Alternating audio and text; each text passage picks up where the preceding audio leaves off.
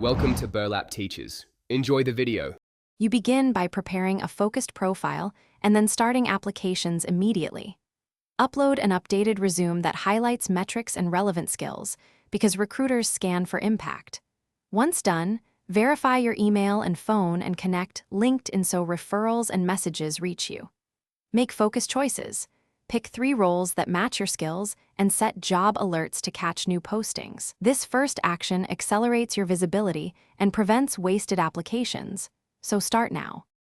Once applications land, you'll likely face assessments and screening calls, so prioritize them. Complete online tests within 24 to 48 hours and practice similar sample questions to reduce surprises. Next, prepare concise star stories and firm technical explanations. Rehearse to improve clarity and timing. During phone or video screens, answer confidently and ask one strategic question because hiring managers track engagement. Finally, always follow up with a polite email summarizing fit and availability for next steps. When you receive an offer, read it carefully and compare salary, notice period, bond, and benefits.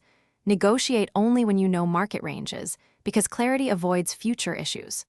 Once accepted, finish pre-onboarding forms and upload scanned ID, bank details, and certificates promptly so start dates don't slip.